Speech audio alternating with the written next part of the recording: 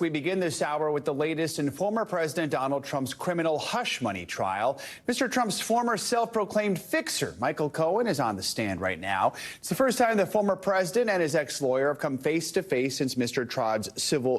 Trump's civil fraud trial. Cohen is testifying about an alleged $130,000 payment he made on behalf of the former president, allegedly, to adult film actress Stormy Daniels, a story Mr. Trump says never happened. Let's begin with NBC News national correspondent Yasmin Masugian, who's outside the courthouse. Also, Angela Senadella, our NBC News Now legal analyst, will join us in a moment. But Yasmin, lots of anticipation about this confrontation. These men once worked very closely. Now they're bitter enemies. Cohen's been on the stand for a little more than an hour now with direct examination from prosecutors. What are the headlines so far? They're already into the Karen McDougal story, which is pretty shocking. They established kind of Cohen's loyalty to the former president. They established when it is that he began working for the former president back in 2007, how he was incredibly happy and supportive of the former president running for president of the United States, how he established a diversity coalition wanting to look into and support the former president running for president of the United States. They talked about that really crucial meeting that we have talked about numerous times over the last couple of weeks in 2015 between David Pecker, Michael Cohen, Donald Trump at Trump Tower, talking about essentially killing and publishing stories in the National Enquirer when it comes to some of his opponents in the run-up to the 2016 election, one of which we've talked about many times, which is a story about, for instance, Texas Senator Ted Cruz. Cohen is being very terse in his answers. When Hoffinger is asking him a question, he is sticking mainly to the answers. Eric Trump just tweeting out he feels as if this testimony is rehearsed. And I will say, I mean, Michael Cohen met with the prosecution many times in preparation for this testimony. Again, expectations are he's going to be on the stand for at least a few days. They want to focus mainly on the documents here because of Cohen's credibility issues. Let's not forget, he is a convicted felon.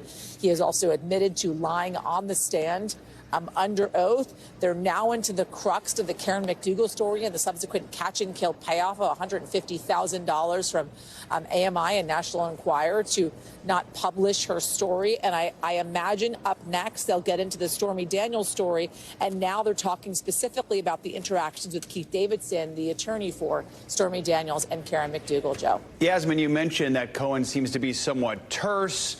You've interviewed him before. You've seen him speak before. He can sometimes be perceived as perhaps a little more brash. Does it seem like he's being a little more reserved right now? Absolutely. Absolutely. I mean, I think I have interviewed him a couple different times.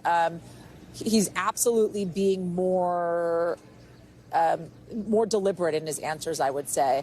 And I think that's because of the coaching that he's gotten from the prosecution, but also some of the admonishments that he's gotten from the prosecution as well. If you remember in the lead up to his testimony, especially last week, there was some talk about the gag order and wanting an amendment to the gag order so Donald Trump could speak out against Michael Cohen because he was on TikTok numerous times talking about the testimony that we're hearing in the lead up to his own testimony. And so the judge here, John Juan Marchand, asked the prosecution to speak to their witness, Michael Cohen, to tell him to stop. So, in fact, in preparation for this, Michael Cohen was told to keep his answers pretty brief, but also in understanding kind of the gravity of the situation, the nature of his role in this entire trial, and knowing that really he is the smoking gun, right, to making this case for Donald Trump. And Michael Cohen, this is not going to be his only day of testimony, right? He could be on the stand for a few days. What do we expect, especially when it comes to his cross-examination? So, again, we have a short week this week. Monday, Tuesday, Thursday, Wednesday we're out, Friday we're out because of Barron Trump's graduation, in which the former president is given permission to attend by Judge Juan Marchand.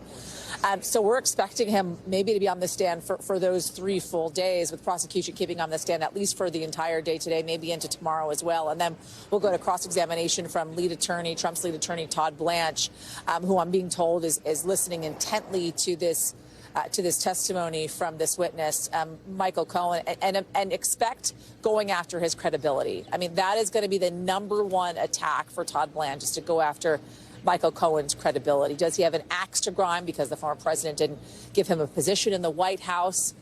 Because the former president maybe didn't possibly pay him for certain services rendered, and also lying on the stand, being a convicted felon, serving time. Expect all of those things to come up, certainly during his testimony, but absolutely during cross-examination, Joe.